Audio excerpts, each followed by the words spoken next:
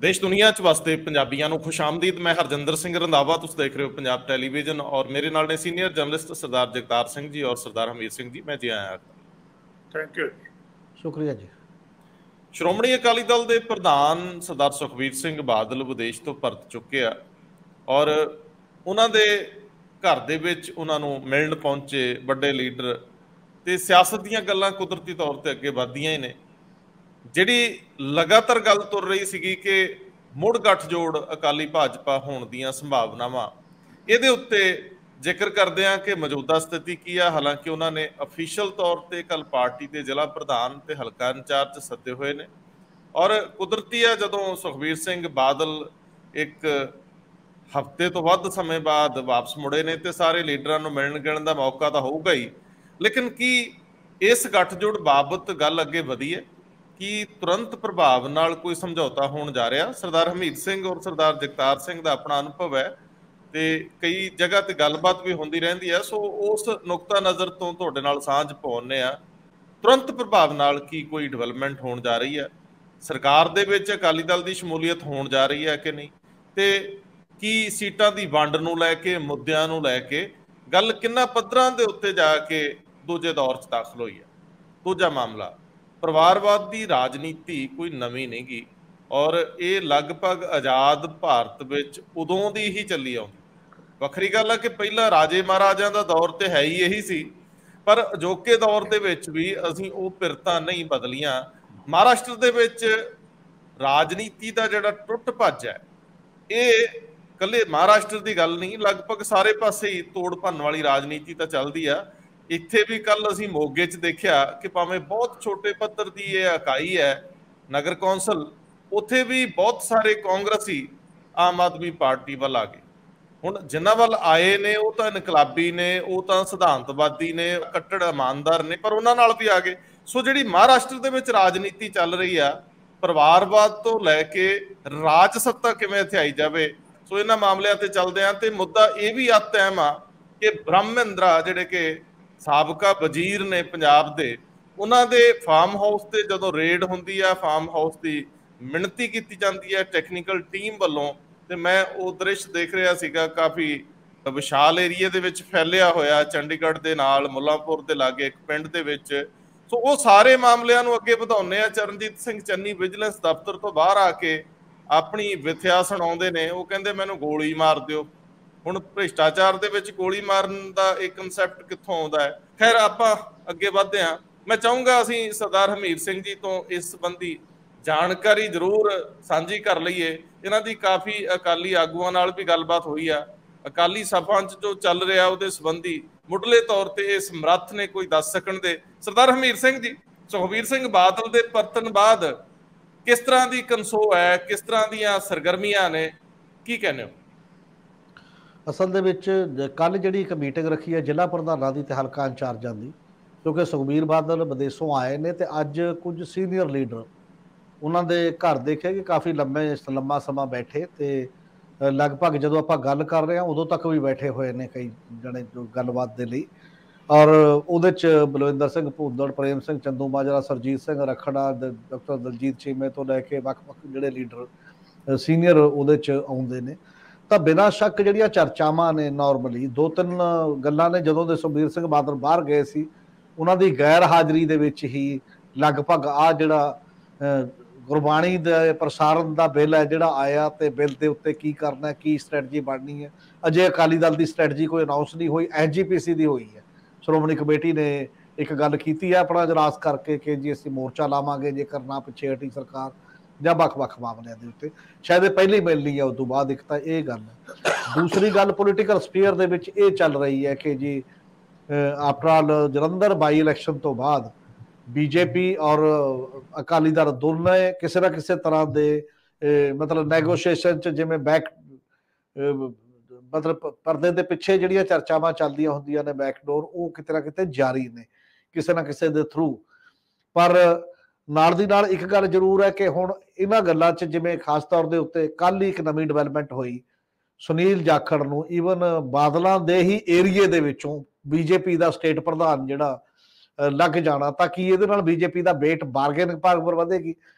ਔਰ ਜਿੰਨੇ ਕੁ ਅਕਾਲੀ ਲੀਡਰਾਂ ਨਾਲ ਗੱਲ ਹੁੰਦੀ ਹੈ ਤਾਂ ਉਹ ਇਹ ਕਹਿ ਰਹੇ ਨੇ ਕਿ ਅਜੇ ਦੋਨਾਂ 'ਚ ਇੱਕ ਗੱਲ ਤਾਂ ਲੱਗਣ ਲੱਗ ਗਈ ਹੈ, ਇੱਕ ਕਦਮ ਜੇ ਅੱਗੇ ਗੱਲ ਦੇਖੀਏ ਕਿ ਇੱਕ ਪਹਿਲਾ ਕਦਮ ਅੱਗੇ ਵਧਿਆ ਕਿ ਹਾਂ ਜਾਣਾ ਉਧਰ ਪਊਗਾ, ਕਿਉਂਕਿ ਦੋਨਾਂ ਦਾ ਅਲਾਇੰਸ ਤੋਂ ਬਿਨਾਂ ਚਾਰਾ ਨਹੀਂ। ਉਹਨਾਂ ਨੂੰ ਲੱਗਦਾ ਕਿ 24 ਚ ਬੀਜੇਪੀ ਨੂੰ ਜ਼ਿਆਦਾ ਜ਼ਰੂਰਤ ਹੈ ਤੇ ਅੱਗੇ 27 ਚ ਹੋ ਸਕਦਾ ਅਕਾਲੀ ਦਲ ਨੂੰ ਜ਼ਿਆਦਾ ਜ਼ਰੂਰਤ ਹੋਵੇ, ਤੇ 24 ਵਾਲੀ ਜਿਹੜੀ ਜ਼ਿਆਦਾ ਜ਼ਰੂਰਤ ਵਾਲੀ ਗੱਲ ਹੈ ਤਾਂ ਉਹਨੂੰ ਇੱਕ ਸੋਲਿਡ ਗਰਾਊਂਡ ਦੇ ਤੌਰ ਤੇ ਦੇਖ ਰਹੇ ਨੇ ਵੀ ਚਲੋ ਸ਼ਾਇਦ ਜਦੋਂ ਨੈਗੋਸ਼ੀਏਸ਼ਨ ਹੋਣਗੀਆਂ ਟੇਬਲ ਤੇ ਕਿਹੜੇ ਕਿਹੜੇ ਪਲੱਸ ਪੁਆਇੰਟ ਨੇ ਜਿਹੜੇ ਜਿਹੜੇ ਆਪਣੇ ਹਿੱਤ ਚ ਭੁਗਤਾਏ ਜਾ ਸਕਣਗੇ, ਜਿਹਦੇ ਨਾਲ ਉਹ ਬਾਰਗੇਨਿੰਗ ਪਾਵਰ ਵਧੇ ਕਿਸੇ ਨਾ ਕਿਸੇ ਰੂਪ ਦੇ ਵਿੱਚ।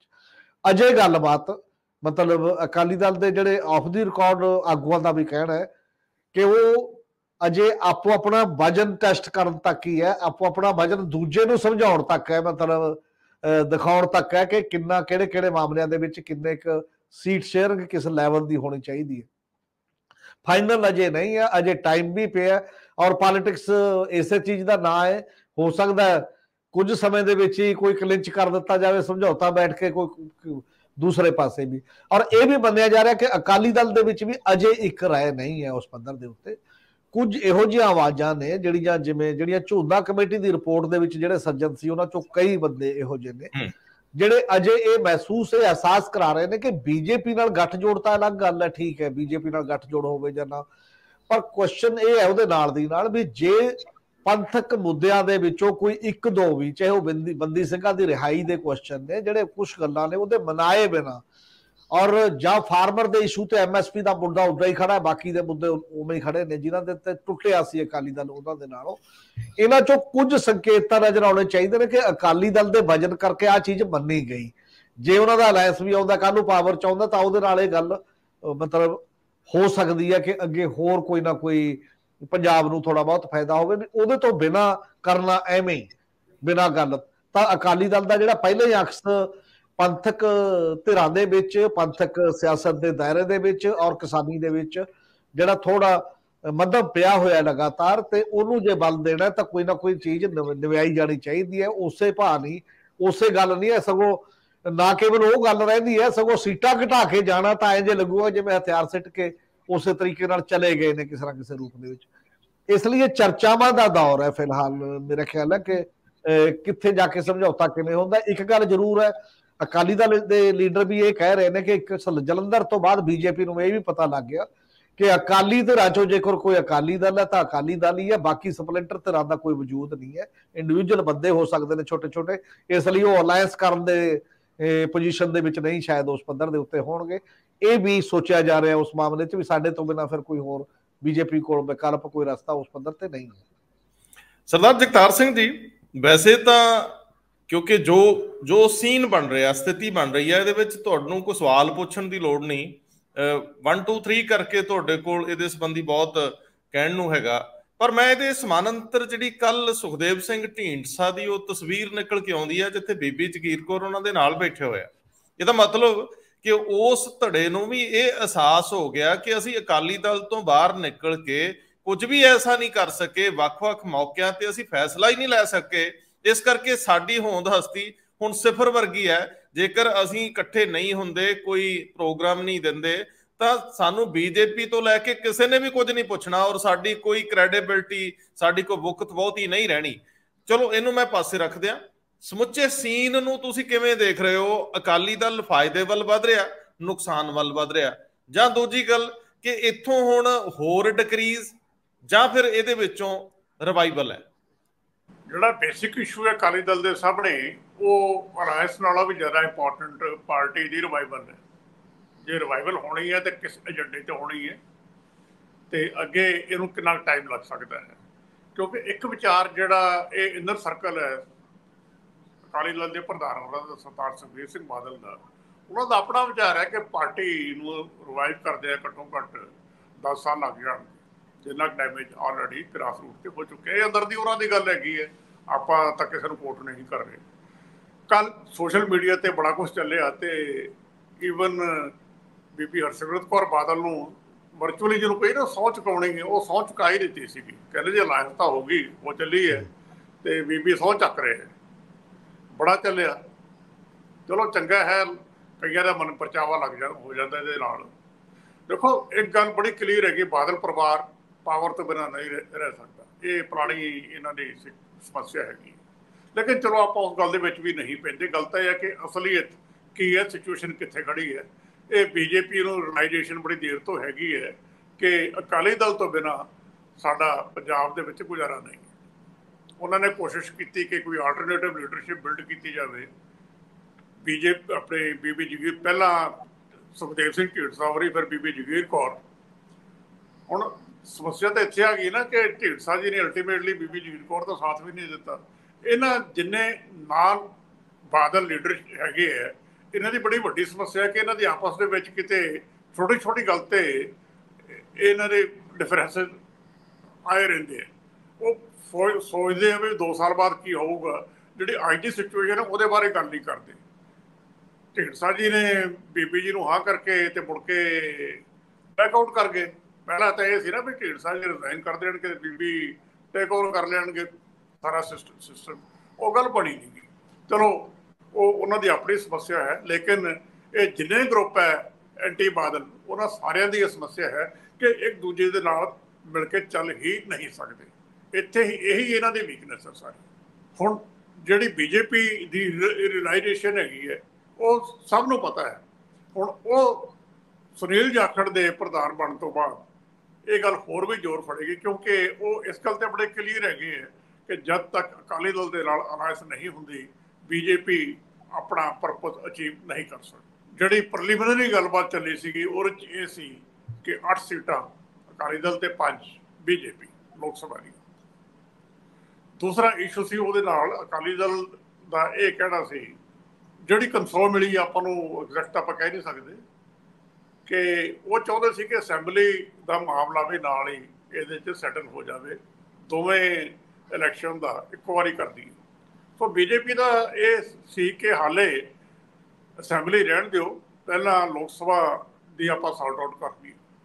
ਸੋ ਉੱਥੇ ਦੀ ਗੱਲ ਅੜੀ ਸੀਗੀ। ਮੁੱਢਲੀ ਗੱਲਬਾਤ उस तो अगे नहीं, डिटेल हाले वर्कआउट होएगी, वो देखना कि अगे सिचुएशन किवें बनती है।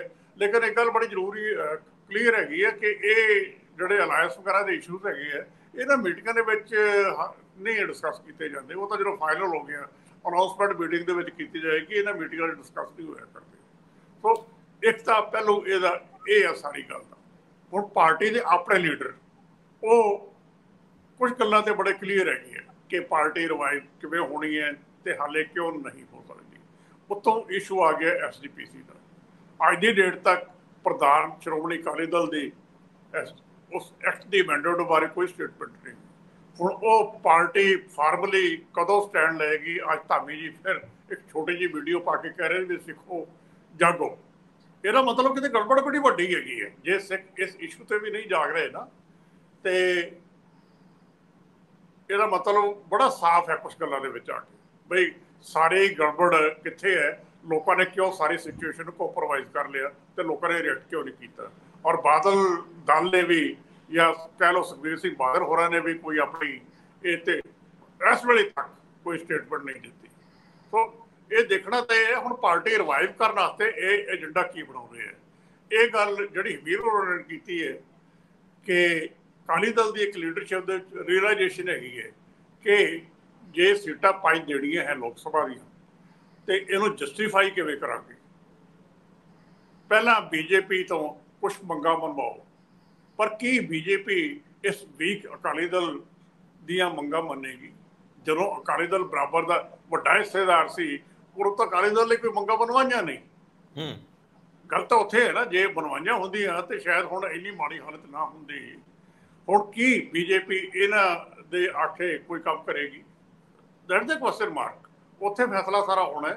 लेकिन जे लैण देण ते ही गल मुकाउणी है तो फिर वो गल तो जो मर्जी मुका लो मुक जाएगी, कोई वो बहुत ही वड्डी समस्या नहीं है। क्योंकि हुण बीजेपी नूं ये समझ आ गई है कि कोई आल्टरनेटिव लीडरशिप सिख डोमेन दे विच बिल्ड नहीं हो सकती, तो इन्हां नाल ही कंप्रोमाइज़ करना पैना। पर इहदे विच जिहड़ी बीजेपी ने ये हुण रद्दो बदल की है, प्रधान बदलिया, सरदार हरमीत सिंह जी, की बीजेपी अपने प्रधान नूं थोड़ा मौका दे के नहीं देखना चाहती, जां उन्हां नूं लगदा कि 24 बहुत नेड़े आ गया ਮੇਰਾ ਮੰਨਣਾ ਇਹ ਹੈ ਜਾਂ ਮੇਰਾ ਪੁੱਛਣਾ ਹੈ ਤੁਹਾਨੂੰ, ਤੁਹਾਡੇ ਤੋਂ ਇਹ ਮੈਂ ਸਮਝਣਾ ਚਾਹੁੰਦਾ ਹੈ ਕਿ ਸੁਨੀਲ ਜਾਖੜ ਦੇ ਰੂਪ ਦੇ ਵਿੱਚ ਉਹ ਇੱਕ ਵਾਰੀ ਪੰਜਾਬ ਦੇ ਵਿੱਚ, ਸਮੁੱਚੇ ਪੰਜਾਬ ਦੇ ਵਿੱਚ ਆਪਣੇ ਵਰਕਰਾਂ ਨੂੰ, ਅਹੁਦੇਦਾਰਾਂ ਨੂੰ ਮੋਬਿਲਾਈਜ਼ ਨਹੀਂ ਕਰਨਾ ਚਾਹਣਗੇ। ਜੇ ਉਹ ਸਿੱਧਾ ਸਮਝੌਤੇ ਤੇ ਚਲੇ ਜਾਣਗੇ ਤਾਂ ਫਿਰ ਤਾਂ ਉਹ ਰਿਸਟ੍ਰਿਕਟ ਹੋ ਜਾਣਗੇ, ਉਹ ਫਿਰ ਕੁਝ ਏਰੀਆਜ਼ ਤੱਕ ਸੀਮਤ ਰਹਿ ਜਾਣਗੇ। ਜਿਵੇਂ ਪਹਿਲਾਂ ਰੌਲਾ ਪੈਂਦਾ ਹੁੰਦਾ ਸੀ, ਤੁਹਾਨੂੰ ਯਾਦ ਹੀ ਹੋਣਾ ਕਮਲ ਸ਼ਰਮੇ ਦੇ ਵੇਲੇ, ਕਿ ਸਾਡੇ ਬੰਦਿਆਂ ਨੂੰ ਵੱਖ-ਵੱਖ ਏਰੀਆਜ਼ ਦੇ ਵਿੱਚ ਜਾਣ ਦੀ ਵੀ ਮਨਾਹੀ ਆ, ਉਹ ਵਰਕ ਨਹੀਂ ਕਰ ਸਕਦੇ, ਅਸੀਂ ਆਪਣੀਆਂ ਇਕਾਈਆਂ ਨਹੀਂ ਪਿੰਡਾਂ ਤੱਕ ਬਣਾ ਸਕਦੇ। ਸੋ ਬੀਜੇਪੀ ਚਾਹੂਗੀ ਕਿ ਉਹ ਜਿਹੜੀ ਦਸੰਬਰ ਤੋਂ ਆਸ-ਪਾਸ ਜਾ ਕੇ ਕੋਈ ਆਪਸ ਵਿੱਚ ਸਮਝੌਤੇ ਦੀ ਗੱਲ ਅੱਗੇ ਵਧੇ, ਉਦੋਂ ਤੱਕ ਆਪਣੇ ਜਿਹੜੇ ਡੌਲੇ ਨੇ ਉਹਨਾਂ ਦਾ ਦਮ ਪਰਖ ਲਿਆ ਜਾਵੇ, ਆਪਣੀਆਂ ਲੱਤਾਂ ਦੇਖ ਲਈਆਂ ਜਾਣ ਕਿੰਨਾ ਕੁ ਭਾਰ ਚੱਲਦੀਆਂ। ਮੈਨੂੰ ਲੱਗਦਾ ਇਹ ਦੋਏ ਪਾਰਟੀਆਂ ਕਰ ਰਹੀਆਂ, ਹਜੇ ਬਾਰਗੇਨਿੰਗ ਪਾਵਰ ਦਿਖਾਉਣ ਦਾ ਸਵਾਲ ਹੈ। ਅਜੇ ਦੋਨਾਂ ਦੀ ਹਾਲਤ ਉਹ ਨਹੀਂ ਹੈ ਕਿ ਉਹ ਕੋਈ ਡੋਮੀਨੇਟ ਕਰ ਗਈ, ਦੂਜੀ ਘੱਟ ਉਸ ਲੈਵਲ ਤੇ ਚਲੀ ਗਈ। ਜਿਵੇਂ ਬਿਨਾਂ ਸ਼ੱਕ ਜਦੋਂ ਸੁਨੀਲ ਜਾਖੜ ਨੂੰ ਉਹਨਾਂ ਨੇ ਬਣਾਇਆ ਹੈ, ਹਜੇ ਸਾਰੇ ਹੇਠਲੇ ਕੇਡਰ ਦੇ ਵਿੱਚ ਇੱਕ ਸੈਕਸ਼ਨ ਜਿਹੜਾ ਬੀਜੇਪੀ ਦਾ ਓਰੀਜਨਲ ਸੈਕਸ਼ਨ ਹੈ, ਆਈਡੀਓਲੋਜੀਕਲ ਸੈਕਸ਼ਨ ਹੈ, RSS ਤੋਂ ਆਇਆ ਹੈ, ਉਹਦੇ ਅੰਦਰ ਸਭ ਕੁਝ ਅੱਛਾ ਨਹੀਂ ਹੈ। ਉਹਦੇ ਚ ਨਾਰਾਜ਼ਗੀ ਵੀ ਇੱਕ ਹੱਦ ਤੱਕ ਪੈਦਾ ਹੋਈ ਹੈ। ਜਿੱਥੇ ਕੁਝ ਬਾਕੀ ਜਨਰਲ ਪੰਜਾਬ ਦੇ ਵਿੱਚ ਇਹ ਹੋਇਆ ਵੀ ਜਾਖੜ ਠੀਕ ਹੈ ਔਰ ਇੱਕ ਇਸ ਲੈਵਲ ਦਾ ਕੱਦ ਦਾ ਬੰਦਾ ਹੈ, ਜਾਂ ਉਹਦਾ ਜੋ ਵਿਵਹਾਰ ਹੈ ਜਾਂ ਸਿਆਸਤ ਨੂੰ ਸਮਝਣ ਦਾ ਜਿਹੜਾ ਤਰੀਕਾ ਹੈ ਉਹਦੀ ਵੈਲਕਮ ਹੋ ਰਿਹਾ ਹੈ। ਉੱਥੇ ਬੀਜੇਪੀ ਤੋਂ ਉਹਦਾ ਸਿੰਪਟਮ ਦੇ ਰੂਪ ਦੇ ਵਿੱਚ ਸਾਬਕਾ ਵਿਧਾਇਕ ਨਾਰੰਗ ਜਿਹੜੇ ਸੀ, ਉਹਨਾਂ ਨੇ ਸਾਰੀਆਂ ਪੋਸਟਾਂ ਤੋਂ ਵੀ ਅਸਤੀਫਾ ਦੇ ਕੇ ਤੇ ਬਾਕੀ ਨੂੰ ਕਿਹਾ ਫਿਰ ਅਸੀਂ ਕਿੱਥੇ ਆ। ਉਹ ਜ਼ਿਲ੍ਹਾ ਪ੍ਰਧਾਨ ਵੀ ਰਹੇ ਨੇ ਫਿਰੋਜ਼ਪੁਰ ਦੇ, ਤੇ ਉਦੋਂ ਬਾਅਦ MLA ਵੀ ਰਹੇ, ਤੇ ਬਾਕੀ ਦੀਆਂ ਚੀਜ਼ਾਂ ਨੇ ਕਿ ਅੰਦਰ ਫਿਰ ਅਸੀਂ ਕਾਹਦੇ ਲਈ ਡੈਡੀਕੇਟਡ, ਅਸੀਂ ਕਿਵੇਂ ਕਿਉਂ ਪਾਰਟੀ, ਉਹਨੂੰ ਵੀ ਟਾਈਮ ਦੇਣਾ ਪਏਗਾ। ਬੀਜੇਪੀ ਨੂੰ ਮੀਟਿੰਗਾਂ ਕਰਨੀਆਂ ਪੈਣਗੀਆਂ ਪ੍ਰਧਾਨ ਜੀ ਦੀ ਐਕਸੈਪਟੈਂਸ ਲਈ, ਉਸ ਕੇਡਰ ਤੱਕ ਜਾਣ ਦੇ ਲਈ, ਤੇ ਬਾਕੀ ਹੈ। ਔਰ ਉਦੋਂ ਬਾਅਦ ਜਿਹੜਾ ਇੱਕ ਅਜੇ ਤਾਂ ਰਸਮੀ ਕਰਨਾ ਹੈ, ਚਾਰਜ ਸੰਭਾਲਣਾ ਹੈ, ਉਦੋਂ ਬਾਅਦ ਫਿਰ ਚੱਕਰ ਲਾਉਣਾ ਪੰਜਾਬ ਦਾ ਕਿਸ ਢੰਗ ਨਾਲ ਹੋ ਰਿਹਾ। ਜਾਖੜ ਉਹਨਾਂ ਨੇ ਕੱਲ ਇੱਕ ਗੱਲ ਜ਼ਰੂਰ ਕਹੀ ਹੈ ਜਿਹੜੀ ਕਿ ਉਹਨਾਂ ਦੇ ਆਪਣੇ ਵੱਲੋਂ ਲੱਗ ਰਹੀ ਹੈ ਕਿ ਕੋਈ ਵੀ ਰੀਅਲ ਆਪੋਜੀਸ਼ਨ ਭਗਵੰਤ ਮਾਨ ਸਰਕਾਰ ਦੀ ਨਹੀਂ ਹੈ। ਕਾਂਗਰਸ ਕੋਲ ਆਪੋਜੀਸ਼ਨ ਕਰਨ ਦੀ ਹੈਸੀਅਤ ਨਹੀਂ ਬਚੀ ਕਿਉਂਕਿ ਉਹਦੇ ਲੀਡਰਸ਼ਿਪ ਡਿਫੰਕਟ ਨੇ, ਇੱਧਰ ਉੱਧਰ ਨੇ। ਔਰ ਅਸਲ 'ਚ ਤੁਸੀਂ ਇੱਕ ਗੱਲ ਜ਼ਰੂਰ ਦੇਖੋਗੇ ਕਿ ਬੀਜੇਪੀ ਇਦੋਂ ਬਾਅਦ ਰੀਅਲ ਆਪੋਜੀਸ਼ਨ ਦੇ ਤੌਰ ਤੇ ਦਿਖਾਈ ਦੇਊਗੀ। ਇਹ ਗੱਲ ਇਮੀਡੀਏਟ ਸੁਣ ਜਿਹੜਾ ਉਹਨਾਂ ਦਾ ਇੱਕ ਕਮੈਂਟ ਸੀ, ਇਹ ਸੀ ਇਟ ਮੀਨ ਜੋ ਉਹਦੇ ਇਹ ਦਿਮਾਗ 'ਚ ਹੈ ਕਿ ਪੰਜਾਬ 'ਚ ਵਿਚਰ ਕੇ ਵਰਕਰਾਂ ਦੀ ਮੋਬਿਲਾਈਜੇਸ਼ਨ ਦੇ ਨਾਲ ਭਗਵੰਤ ਮਾਨ ਸਰਕਾਰ ਦੇ ਸਾਹਮਣੇ ਆਏ ਜੇ ਆਪੋਜੀਟ ਪਾਰਟੀ ਖੜਨ ਦਾ ਵੀ ਪੰਜਾਬੀਆਂ ਨੂੰ ਸੰਦੇਸ਼ ਦੇਣਾ ਹੈ ਜੇ, ਔਰ ਉਹ ਆਏਗਾ ਔਰ ਦੇਣ ਦਾ ਇੱਕ ਸਪੇਸ ਹੋਏਗੀ ਉਹ ਸਾਰੀਆਂ। ਇਸੇ ਤਰ੍ਹਾਂ ਅਕਾਲੀ ਦਲ ਦੀ ਵੀ ਜਿਹੜੀ ਕੱਲ ਦੀ ਮੀਟਿੰਗ ਹੈ, ਜਿਹੜੀ ਜ਼ਿਲ੍ਹਾ ਪ੍ਰਧਾਨਾਂ ਤੇ ਹਲਕਾ ਇੰਚਾਰਜ ਦੀ ਹੈ, ਉਹ ਵੀ ਅੰਦਰ ਉਹਨਾਂ ਦੇ ਇੱਕ ਚਰਨਿੰਗ ਚੱਲ ਰਹੀ ਹੈ। ਉਹਨਾਂ ਦੇ ਅੰਦਰ ਵੀ ਇਹ ਚਰਨਿੰਗ ਚੱਲ ਪਈ ਕਿ ਕੇਵਲ ਟਾਪ ਹੈਵੀ ਲੀਡਰਸ਼ਿਪ ਜਿਹੜੀ ਹੈ ਨਾ, ਉੱਪਰੋਂ ਬਿਆਨ ਦੇ ਦਿੰਦੀ ਹੈ, ਇੱਕ ਚਾਰ ਬੰਦੇ ਗਵਰਨਰ ਨੂੰ ਮਿਲੇ ਆਉਂਦੇ ਨੇ, ਇਹਦੇ ਨਾਲ ਤਾਂ ਨਹੀਂ ਕੰਮ ਚੱਲਣਾ, ਗਰਾਊਂਡ ਤੇ ਹਿਲਜੁਲ ਕਰਨੀ ਪੈਣੀ ਹੈ। ਤੇ ਜੇ ਗਰਾਊਂਡ ਤੇ ਹਿਲਜੁਲ ਨਹੀਂ ਕੀਤੀ ਤਾਂ ਬਾਰਗੇਨਿੰਗ ਪਾਵਰ ਅਕਾਲੀ ਦਲ ਦੀ ਨਹੀਂ ਬਚਣੀ। ਚਾਹੇ ਉਹ ਕੋਈ ਵੀ ਪ੍ਰੋਗਰਾਮ ਉਲੀਕਿਆ ਜਾਏ, ਚਾਹੇ ਉਹ ਤਹਿਸੀਲਾਂ ਤੇ ਜ਼ਿਲ੍ਹਿਆਂ ਤੇ ਕਾਨਫਰੰਸਾਂ ਦਾ ਕੋਈ ਮੁੱਦੇ ਲੈ ਕੇ ਉਹਨਾਂ ਤੇ ਧਰਨਿਆਂ ਮੁਜ਼ਾਹਰਿਆਂ ਦਾ ਇੱਕ ਮੋਬਿਲਾਈਜੇਸ਼ਨ ਦਿਖਾਈ ਦੇਊਗੀ। ਇਸੇ ਕਰਕੇ ਇਹ ਗੱਲ ਹੈ ਕਿ ਇਹ ਤੁਰੰਤ ਵਾਲਾ ਜੇ ਕਲਿੰਚ ਕਰਨ ਦਾ ਮਾਮਲਾ ਨਹੀਂ ਬੀਜੇਪੀ ਅਕਾਲੀ ਦਲ ਦਾ ਕਿ ਹੋਇਆ ਪਿਆ, ਇਹਨੂੰ ਕੁਝ ਮਹੀਨੇ ਲੱਗਣਗੇ ਤੇ ਕੁਝ ਮਹੀਨਿਆਂ ਦੇ ਵਿੱਚ ਦੋਨੋਂ ਧਿਰਾਂ ਨੂੰ ਆਪੋ ਆਪ ਨੂੰ ਆਪਣੇ ਆਪ ਨੂੰ ਲੋਕਾਂ ਦੇ ਵਿੱਚ ਵੀ ਸਾਬਤ ਕਰਨਾ ਪਏਗਾ ਕਿ ਕੀ ਉਸ ਮਾਮਲੇ ਦੇ ਵਿੱਚ ਹੈ।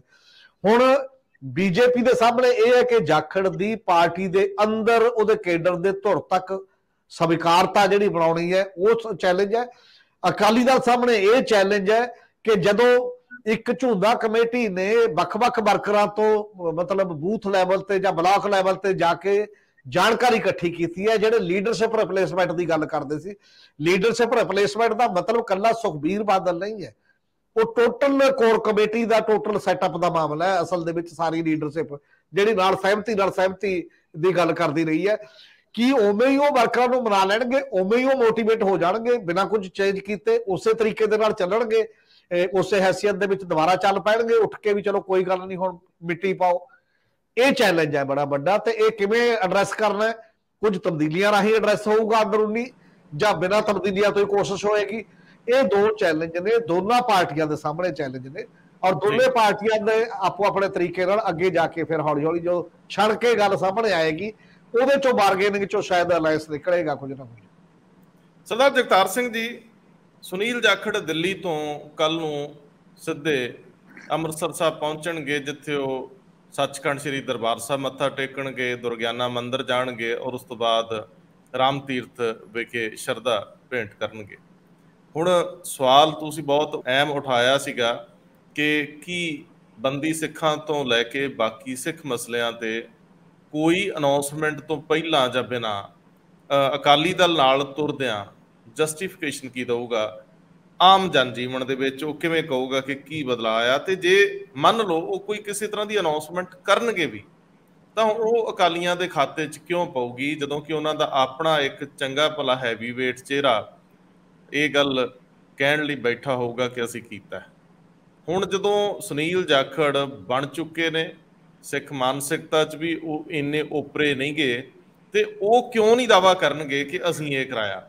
ਸੋ ਬੀਜੇਪੀ ਜੇ ਕੁਝ ਵੀ ਸਿੱਖਾਂ ਲਈ ਕਰਦੀ ਆ, ਇਸ ਖਿੱਤੇ ਲਈ ਕਰਦੀ ਆ, ਪੂਰੇ ਪੰਜਾਬ ਲਈ ਕਰਦੀ ਆ, ਤੇ ਉਹਦਾ ਕ੍ਰੈਡਿਟ ਤਾਂ ਉਹਨਾਂ ਦੀ ਪ੍ਰਦੇਸ਼ ਇਕਾਈ ਵੀ ਲਊ। ਇੱਕ ਤਾਂ ਨੰਬਰ 1 ਤੇ ਇਹ ਗੱਲ ਆ, ਤੇ ਦੂਜੇ ਨੰਬਰ ਦੇ ਉੱਤੇ ਇਹ ਆ ਕਿ ਸੁਨੀਲ ਜਾਖੜ ਆਪਣੇ ਆਪ ਦੇ ਵਿੱਚ ਵੀ ਤਾਂ ਚਾਹਣਗੇ ਨਾ ਕਿ ਉਹ ਲਗਾਤਾਰ ਸਰਗਰਮੀ ਕਰਕੇ ਭਾਰਤੀ ਜਨਤਾ ਪਾਰਟੀ ਨੂੰ ਉਵੇਂ ਮੋਬਿਲਾਈਜ਼ ਕਰ ਸਕਣ ਜਿਵੇਂ ਕਾਂਗਰਸ ਥੱਲੇ ਦੀਆਂ ਸਫਾਂ ਤੱਕ ਇੱਕ ਆਪਣਾ ਆਧਾਰ ਰੱਖਦੀ ਹੈ। ਤੇ ਉਹਨਾਂ ਲਈ ਇਹ ਔਖਾ ਵੀ ਨਹੀਂ ਹੋਊਗਾ ਪੂਰੇ ਪ੍ਰਦੇਸ਼ ਦੇ ਵਿੱਚ ਜਾਣਾ ਤੇ ਪੂਰੇ ਪ੍ਰਦੇਸ਼ ਦੇ ਵਿੱਚ ਲੋਕਾਂ ਨੂੰ ਜਿਹੜਾ ਤੋਰਨਾ ਨਾਲ, ਜੇ ਉਹ ਜਥੇਬੰਦੀ ਬਣਾਉਣ ਦੇ ਵਿੱਚ ਉਹਨਾਂ ਨੂੰ ਥੋੜਾ ਬਹੁਤਾ ਫ੍ਰੀ ਹੈਂਡ ਦਿੱਤਾ ਜਾਂਦਾ ਤਾਂ ਇਹ ਦੋਵੇਂ ਮਾਮਲੇ। ਦੇਖੋ, ਜੇ ਬੀਜੇਪੀ ਪੰਜਾਬ ਵਾਸਤੇ ਕੋਈ ਅਨਾਉਂਸਮੈਂਟ ਕਰਦੀ ਹੈ ਤਾਂ ਨੈਚੁਰਲੀ ਸੁਨੀਲ ਜਾਖੜ ਉਹਦਾ ਕ੍ਰੈਡਿਟ ਖੁਦ ਲੈਣਾ ਚਾਹਣਗੇ, ਨਾ ਕਿ ਅਕਾਲੀ ਦਲ ਨੂੰ ਦੇਣਗੇ। ਜਿਹੜਾ ਕੋਈ ਲੀਡਰ ਨਵਾਂ ਆਉਂਦਾ ਹੈ ਉਹ ਨੈਚੁਰਲੀ ਉਹਦੀ ਇਹ ਖਾਹਿਸ਼ ਹੁੰਦੀ ਹੈ ਕਿ ਜੇ ਉਹਨੇ ਆਪਣੇ ਸਟੇਟ ਦੇ ਲੋਕਾਂ ਵਾਸਤੇ ਕੁਛ ਲੈ ਕੇ ਦੇਣਾ ਹੈ ਤੇ ਉਹ ਕ੍ਰੈਡਿਟ ਉਹਨੂੰ ਜਾਵੇ ਜੀ। ਠੀਕ ਹੈ। ਅੱਛਾ, ਉਹਨਾਂ ਨੂੰ ਸਿੱਖ ਮਸਲਿਆਂ ਦਾ ਪਤਾ ਪੂਰੀ ਤਰ੍ਹਾਂ, ਉਹਨਾਂ ਦਾ ਪਲੱਸ ਪੁਆਇੰਟ ਇਹ ਹੈ ਜਿਹੜੇ ਬਾਕੀ ਜਿਹੜੀ ਬੀਜੇਪੀ ਦੀ ਪੁਰਾਣੀ ਲੀਡਰਸ਼ਿਪ ਸੀ, ਜਿਹੜੇ ਉਸ ਮਸਲਿਆਂ ਨੂੰ ਪੂਰੀ ਤਰ੍ਹਾਂ ਉਸ ਢੰਗ ਨਾਲ ਨਹੀਂ ਸੋਚਦੇ ਜਿਵੇਂ ਸੁਨੀਲ ਜਾਖੜ ਸੋਚਦੇ ਹੈ। ਇਹਨਾਂ ਨੂੰ ਹਿੰਦੂ ਵੀ ਸਿੱਖ ਵੀ ਸਾਰਾ ਕੁਝ ਹੀ ਗਿਣਿਆ ਜਾਂਦਾ, ਤਾਂ ਇਹੀ ਇਹਨਾਂ ਦਾ ਸਭ ਤੋਂ ਵੱਡਾ ਪਲੱਸ ਪੁਆਇੰਟ ਹੈ। ਹੁਣ ਗੱਲ ਇਹ ਹੈ ਕਿ ਜੇ ਉਹ ਕ੍ਰੈਡਿਟ ਲੈਣ ਵੀ, ਅਕਾਲੀ ਦਲ ਦੇ ਕੋਲੇ ਇੱਕ ਬਹਾਨਾ ਹੋਏਗਾ ਅਲਾਇੰਸ ਨੂੰ ਰਿਵਾਈਵ ਕਰਨ ਦਾ, ਸਿਰਫ ਬਹਾਨੇ ਦੀ ਗੱਲ ਹੈ। ਇਹ ਜ਼ਰੂਰੀ ਨਹੀਂ ਕਿ ਕ੍ਰੈਡਿਟ ਇਹਨਾਂ ਨੂੰ ਜਾਵੇ, ਇਹਨਾਂ ਨੂੰ ਇੱਕ ਬਹਾਨਾ ਚਾਹੀਦਾ ਕਿ ਕਿਸੇ ਬਹਾਨੇ ਅਸੀਂ ਲੋਕਾਂ ਦੇ ਵਿੱਚ ਜਾ ਕੇ ਇਹ ਕਹਿ ਸਕੀਏ ਅਸੀਂ ਕਰਵਾਤਾ।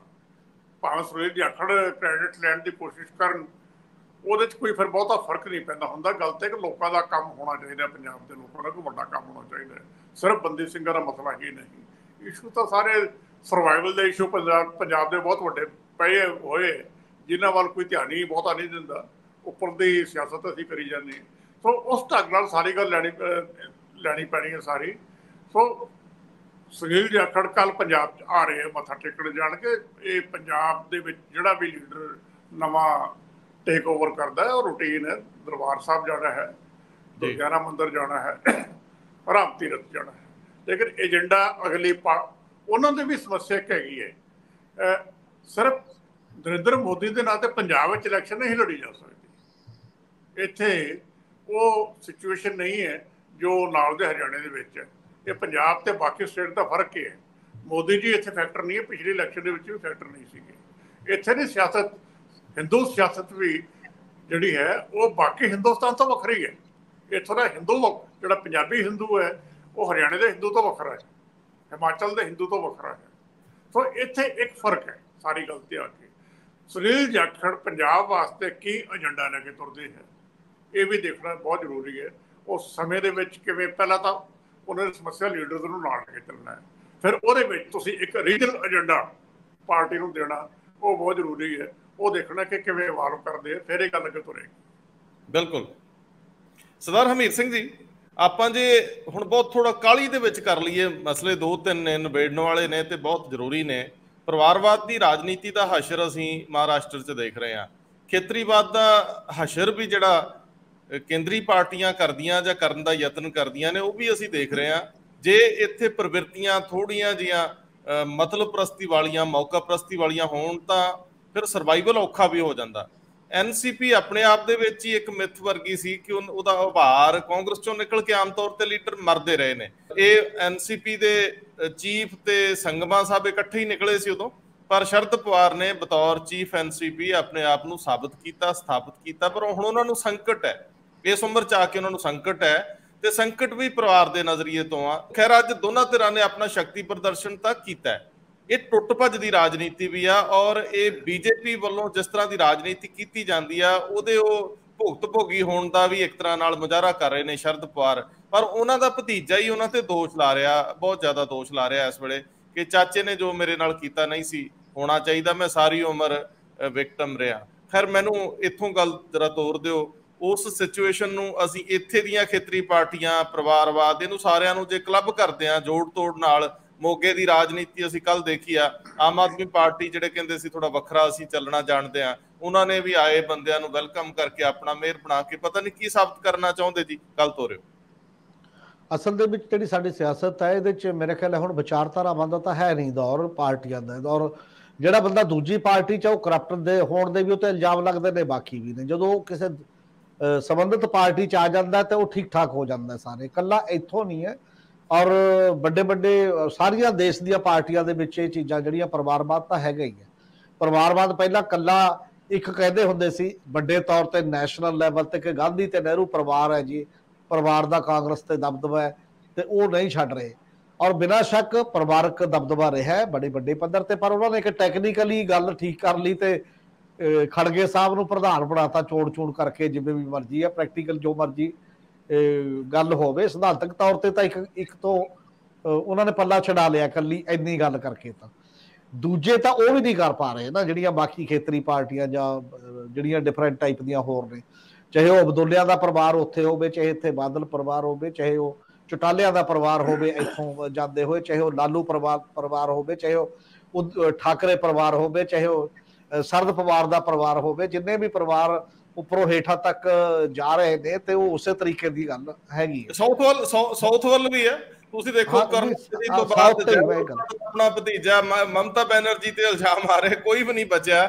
ਜਗਨ ਮੋਹਨ ਰੈਡੀ ਦੀ ਗੱਲ ਕਰ ਲਈਏ, ਹਾਲਾਂਕਿ ਚਲੋ ਮਮਤਾ ਬੈਨਰਜੀ ਅਗਲੀ ਕਲਾਸ ਦੀ ਲੀਡਰ ਸੀ, ਜਿਹੜੀ ਖੁਦ ਆਪਣੇ ਦਮ ਤੇ ਆਈ ਬਿਨਾਂ ਪਰਿਵਾਰ ਤੋਂ, ਜਿਹੜੀ ਕਾਂਗਰਸ ਚੋਂ ਵੀ ਨਿਕਲੀ ਔਰ ਲੜ ਕੇ ਆਈ ਤੇ ਚੀਫ ਮਿਨਿਸਟਰ ਬਣੀ। ਹੁਣ ਉਦੋਂ ਬਾਅਦ ਉਹਦੇ ਤੇ ਲੱਗ ਰਹੇ ਨੇ ਕਿ ਉਹ ਫੈਮਿਲੀ ਨੂੰ ਉਸ ਲੈਵਲ ਤੇ, ਹਾਲਾਂਕਿ ਉਹਦਾ ਇਮੀਡੀਏਟ ਫੈਮਿਲੀ ਨਹੀਂ ਹੈ ਕੋਈ ਉਸ ਲੈਵਲ ਤੇ ਕਿ ਜੇਕਰ ਤੁਸੀਂ ਗੱਲ ਕਰਦੇ ਹੋ। ਪਰ ਹਾਂ DMK ਦੇ ਵਿੱਚ ਹੈ, ਕਰੁਣਾਨਿਧੀ ਤੋਂ ਬਾਅਦ ਉਹਦਾ ਬੇਟਾ ਸਟਾਲਿਨ ਹੀ ਹੈ, ਸਭ ਦੇ ਦਿਖਾਈ ਦੇ ਰਿਹਾ। ਤੇ ਉਹ ਜਿਹੜੀਆਂ ਚੀਜ਼ਾਂ ਇੱਕ ਚੱਲ ਰਹੀਆਂ ਨੇ ਅੱਗੇ ਤੋਂ ਅੱਗੇ ਅੱਗੇ ਈਵਨ ਤੇਲੰਗਾਨਾ ਦੇ ਵਿੱਚ ਵੀ ਉਹਦੇ ਬੇਟੀ ਵੀ, ਬਾਕੀ ਵੀ ਬੰਦੇ ਸਾਰੇ ਵਿੱਚ ਹੀ ਸ਼ਾਮਲ ਨੇ, ਸਾਰੇ ਬੰਦੇ ਹੈਗੇ ਨੇ। ਹੁਣ ਇੱਕ ਖਾਸ ਏਜ ਦਾ ਫੈਕਟਰ ਹੈ, ਇੱਕ ਪੁਰਾਣੀ ਪੀੜ੍ਹੀ ਦੀ ਲੀਡਰਸ਼ਿਪ ਸੀ ਇਹ, ਜਿਹੜੀ ਸ਼ਰਦ ਪਵਾਰ ਤੋਂ ਲੈ ਕੇ ਜਿਹੜੇ ਬਾਕੀ ਪੁਰਾਣੇ ਲੀਡਰ ਸੀ। ਸ਼ਰਦ ਪਵਾਰ ਹੁਣ 83 ਦੇ ਹੋ ਗਏ ਨੇ। ਅੱਜ ਉਹਨਾਂ ਦੇ ਖਿਲਾਫ ਜਿਹੜਾ ਸਭ ਤੋਂ ਜ਼ਿਆਦਾ ਉਹ ਰਿਵੋਲਟ ਹੋਇਆ, ਕਿਉਂਕਿ ਪਿਛਲੇ ਸਮੇਂ 'ਚ ਉਹਨਾਂ ਨੇ ਆਪਣੀ ਬੇਟੀ ਨੂੰ ਵਰਕਿੰਗ ਪ੍ਰੈਜ਼ੀਡੈਂਟ ਬਣਾਤਾ ਸੀ, ਸੁਪਰੀਆ ਸੂਲੇ ਨੂੰ। ਪਹਿਲਾਂ ਆਪ ਰਿਜ਼ਾਈਨ ਦਿੱਤਾ ਸੀ, ਫਿਰ ਪ੍ਰੈਸ਼ਰ ਜਾ ਲੈ ਕੇ ਆਪੇ ਵਿਡਰਾ ਕਰ ਲਿਆ ਤੇ ਉਹਨਾਂ ਨੂੰ ਵਰਕਿੰਗ ਪ੍ਰੈਜ਼ੀਡੈਂਟ ਬਣਾਤਾ। ਤੇ ਬੈਲੈਂਸ ਕਰਨ ਦੀ ਟਰਾਈ ਤਾਂ ਕੀਤੀ ਸੀ, ਅਜੀਤ ਪਵਾਰ ਨੂੰ ਵੀ ਲੀਡਰ ਆਫ ਆਪੋਜੀਸ਼ਨ ਬਣਾਇਆ ਹੋਇਆ ਸੀਗਾ ਮਤਲਬ ਅਸੈਂਬਲੀ ਦੇ ਵਿੱਚ, ਪਰ ਭਤੀਜੇ ਨੂੰ ਟਰਾਈ ਕੀਤੀ, ਪਰ ਭਤੀਜੇ ਦੀ ਖਾਹਿਸ਼ ਉਦੋਂ ਵੱਡੀ ਹੈ ਹੋਰ ਟਾਈਪ ਦੀ ਸੀ ਕਿ ਨਹੀਂ ਇੰਨੇ ਨਾਲ ਨਹੀਂ ਕੰਮ ਚੱਲਦਾ। ਹੁਣ ਪੀੜ੍ਹੀ ਨੂੰ ਅੱਜ ਜਿਹੜਾ ਉਹਨਾਂ ਦਾ ਭਾਸ਼ਣ ਸੀ, ਉਹ ਭਾਸ਼ਣ ਇਸ ਲੈਵਲ ਦਾ ਸੀ ਕਿ ਕੋਈ ਜੇ 60 ਸਾਲ ਤੇ ਮੁਲਾਜ਼ਮ ਰਿਟਾਇਰ ਹੋ ਜਾਂਦੇ ਨੇ ਤਾਂ ਰਾਜਨੀਤੀ 'ਚ ਵੀ ਤਾਂ ਚਾਹੀਦਾ ਰਿਟਾਇਰਮੈਂਟ। ਔਰ ਨਾਲ ਉਹਨੇ BJP ਦਾ ਦਿੱਤਾ, ਉਹਨੂੰ ਇਹ ਸੀ ਵੀ BJP ਨਾਲ ਤਾਂ ਅਲਾਇੰਸ ਕੀਤਾ, ਤੇ ਉੱਥੇ ਕਿਹੜਾ 60 ਸਾਲ ਤੋਂ, ਕਹਿੰਦਾ ਪੋਲਿਟਿਕਸ 'ਚ 75 ਸਾਲ ਰੱਖਤਾ ਉਹਨਾਂ ਨੇ, ਜੋਸ਼ੀ ਨੂੰ, ਅਡਵਾਨੀ ਨੂੰ, ਬਾਕੀਆਂ ਨੂੰ ਬਾਹਰ ਕਰਤਾ, ਤਾਂ ਇੱਥੇ ਕੋਈ 75 ਸਾਲ ਰੱਖ ਦੋ। ਅਜੇ ਉਹਨਾਂ ਦੇ ਸਾਹਮਣੇ ਇਹ ਨਹੀਂ ਪਤਾ ਵੀ 24 ਤੋਂ ਬਾਅਦ ਮੋਦੀ ਜੀ 75 ਸਾਲ ਤੇ ਟਿਕਣਗੇ ਕਿ ਨਹੀਂ ਟਿਕਣਗੇ, ਉਹ ਬਾਹਰ ਹੋ ਜਾਣਗੇ ਕਿ ਉਹ ਕਹਿਣਗੇ ਕਿ ਵਧਾ ਦਿਓ 80 ਸਾਲ ਤੱਕ ਕੋਈ ਗੱਲ ਨਹੀਂ ਹੈ। ਨਰਿੰਦਰ ਮੋਦੀ ਤੇ 73 ਸਾਲ ਦੇ ਹੋ ਜਾਣਗੇ, ਕੀ ਉਹ ਪ੍ਰਾਈਮ ਮਿਨਿਸਟਰ ਲੜਨਗੇ 5 ਸਾਲ ਲਈ ਜਾਂ ਫਿਰ 2 ਸਾਲ ਬਾਅਦ ਛੱਡਣਗੇ ਜੇ ਇਹਦੇ ਤੇ ਹੋਇਆ।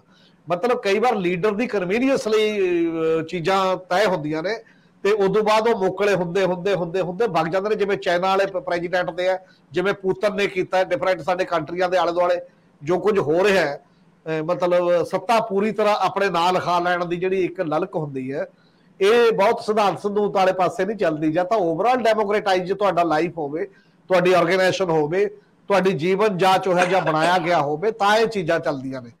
ਇਸੇ ਕਰਕੇ ਉਹ ਜਿਹੜਾ ਇਹ ਗੱਲਾਂ ਕੀਤੀਆਂ ਗਈਆਂ ਕਿ ਤੁਸੀਂ ਹੁਣ ਸਾਨੂੰ ਅਸ਼ੀਰਵਾਦ ਦਿਓ, ਬਾਕੀ ਗੱਲਾਂ ਜਾਣ ਦਿਓ, ਪਰ ਜਿਉਂਦੇ ਜੀ ਉਹ ਨਹੀਂ। ਮਤਲਬ ਉਹ ਵੀ ਸ਼ਰਦ ਪਵਾਰ ਵੀ ਅਜੇ ਲੜਾਈ ਲੜ ਰਹੇ ਨੇ। ਅੱਜ ਕਹਿੰਦੇ 29 MLA ਇੱਕ ਦੇ ਗਏ ਨੇ ਤੇ 13 ਇੱਕ ਦੇ, ਤੇ 11 ਅਜੇ ਬਾਹਰ ਨੇ, ਦੋਨਾਂ ਚ ਨਹੀਂ ਗਏ। ਹੁਣ ਉਹ 11 ਦਾ ਰੌਲਾ ਵੀ ਉਹ ਕਿੱਧਰ ਜਾਣਗੇ ਕਿੱਧਰ ਨਹੀਂ ਜਾਣਗੇ, ਪਰ ਕਲੇਸ਼ ਸ਼ੁਰੂ ਹੋ ਗਿਆ, ਪਾਰਟੀ ਟੁੱਟ ਗਈ, 54 MLA 53 MLA ਦੇ ਵਿੱਚੋਂ ਬੁਰੀ ਤਰ੍ਹਾਂ। ਇਦੋਂ ਪਹਿਲਾਂ ਸ਼ਿਵ ਸੈਨਾ, ਕੱਲੀਆਂ ਇਹ ਪਾਰਟੀਆਂ ਨਹੀਂ ਟੁੱਟੀਆਂ, ਪਾਰਟੀ ਜਿੱਥੇ ਇਹਨਾਂ ਦਾ ਨੁਕਸ ਹੈ ਕਿ ਇਹ ਪਾਵਰ ਸ਼ੇਅਰਿੰਗ 'ਚ ਜਾਂਦੇ ਨੇ, ਉੱਥੇ ਤੋੜਨ ਵਾਲਿਆਂ ਦਾ ਵੀ ਨੁਕਸ ਹੁੰਦਾ, ਇੱਕ ਸਿਸਟਮ 'ਚ ਇੱਕ ਪੋਲੀਟੀਕਲ ਮਿਆਰ ਸਿਰਜਣ ਵਾਲਿਆਂ ਦਾ ਵੀ ਨੁਕਸ ਹੁੰਦਾ। ਇਸੇ ਕਰਕੇ ਮੈਂ ਕਹਿ ਰਿਹਾ ਕਿ ਜੇ ਬੀਜੇਪੀ ਨੇ ਅਜੇ ਉੱਥੇ ਡਿਸਾਈਡ ਨਹੀਂ ਹੋਇਆ ਕਿ ਉਹਦੇ ਕੋਲ 2/3 ਹੈ ਕਿ ਨਹੀਂ, ਹਜੇ ਕੋਈ ਗੱਲ ਨਹੀਂ ਹੋਈ, ਤੁਰੰਤ ਤੁਸੀਂ ਡਿਪਟੀ ਚੀਫ ਮਿਨਿਸਟਰ ਤੇ 8 MLA ਨੂੰ ਮੰਤਰੀ ਬਣਾ ਦਿੰਦੇ ਹੋ, ਤੇ ਇਹ ਕਿਹੜੀ ਮੋਰੈਲਿਟੀ ਦਾ ਰਿਪਰੈਜ਼ੈਂਟ, ਕਿਹੜੀ ਇਖਲਾਕ ਨੂੰ ਦੀ ਪ੍ਰਤੀਨਿਧਤਾ ਕਰਦੀਆਂ ਚੀਜ਼ਾਂ ਨੇ? ਇਹ ਚੀਜ਼ਾਂ ਸਾਡੇ ਸਾਹਮਣੇ ਨੇ। ਇਹਦਾ ਮਤਲਬ ਇਸ ਹਮਾਮ ਦੇ ਵਿੱਚ ਬਾਕੀ ਬਖਰੇਵਾਂ ਨਹੀਂ ਨਜ਼ਰ ਆ ਰਿਹਾ, ਸਾਰੇ ਇੱਕੋ ਤਰ੍ਹਾਂ ਦੇ ਪਲੇਅਰ ਨਜ਼ਰ ਆ ਰਹੇ ਨੇ। ਇੱਕ ਤਿਆਰ ਬੈਠਾ ਬੋਲੀ ਲਈ, ਦੂਜਾ ਉਹ ਖਰੀਦਣ ਲਈ ਤਿਆਰ ਬੈਠਾ, ਜਾਂ ਡਰਾ ਕੇ ਜਾਂ ਬਾਕੀ ਜਿਹੜੀਆਂ ਮਰਜ਼ੀ ਚੀਜ਼। ਇਹ ਓਵਰਆਲ ਚਿੰਤਾ ਦਾ ਕੁਐਸਚਨ ਹੈ ਸਾਡੇ।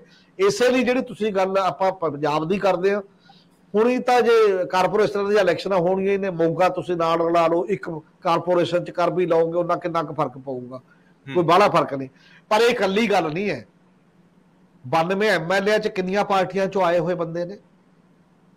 ਜਲੰਧਰ ਦੀ ਬਾਈ ਇਲੈਕਸ਼ਨ ਦੇ ਵਿੱਚ ਆਪਦਾ ਤੁਸੀਂ ਤਿਆਰ ਨਹੀਂ ਕਰ ਸਕੇ ਇੰਨੇ ਸਾਲਾਂ ਦੇ ਵਿੱਚ ਕੋਈ ਕੈਂਡੀਡੇਟ, ਉਹ ਵੀ ਤਾਂ ਕਾਂਗਰਸ 'ਚੋਂ ਹੀ ਖਰੀਦ ਲਿਆਂਦਾ ਗਿਆ ਸੀ ਨਾ, ਵੱਖ-ਵੱਖ ਪਾਰਟੀਆਂ 'ਚ ਗਏ। ਇਹ ਤਾਂ ਇੱਕ ਰਵਾਇਤ ਹੈ, ਇਹ ਇੱਕ ਗੱਲ ਨਹੀਂ ਹੈ, ਚਲੀ ਜਾ ਰਹੀ ਲੜੀ ਹੈ।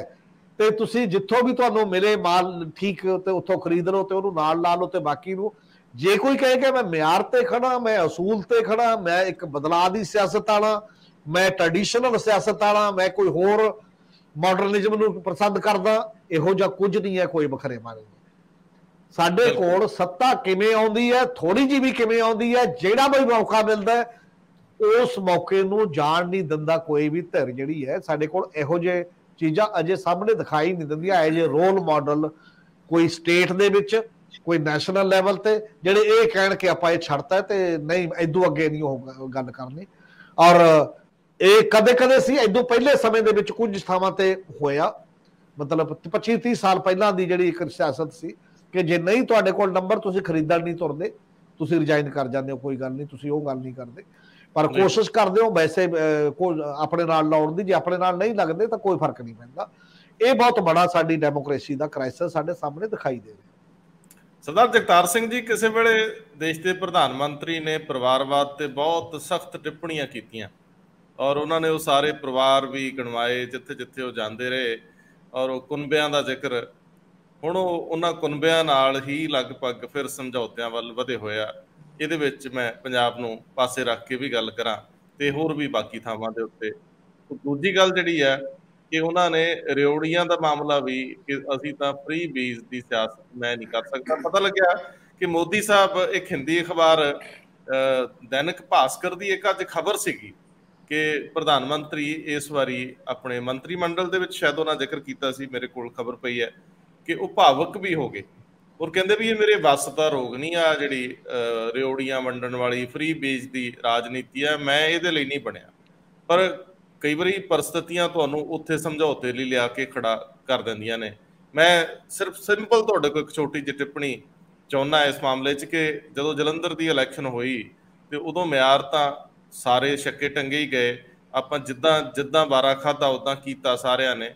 ਤੇ ਉਹ ਚਲੋ ਸਾਡੇ ਤੋਂ ਦੂਰ ਦਾ ਮਾਮਲਾ ਜਿਹੜਾ ਅਸੀਂ ਡਿਸਕਸ ਕਰ ਰਹੇ ਹਾਂ, ਮਹਾਰਾਸ਼ਟਰ ਦਾ, ਦੇਸ਼ ਦੀ ਰਾਜਨੀਤੀ ਕੁਦਰਤੀ ਤੌਰ ਤੇ ਇਦਾਂ ਦੀ ਬਣ ਗਈ ਆ। ਆਪਾਂ ਅਗਲਾ ਵਿਸ਼ਾ ਕਾਂਗਰਸੀਆਂ ਦਾ ਜਿਹੜਾ ਸਾਰਾ ਰੌਲਾ ਰੱਪਾ ਹੈ ਉਹਦੇ ਤੇ ਵੀ ਜਾਣਾ। ਇਹ ਸਾਰੀਆਂ ਚੀਜ਼ਾਂ ਨੂੰ ਕਲੱਬ ਕਰ ਦਿਓ।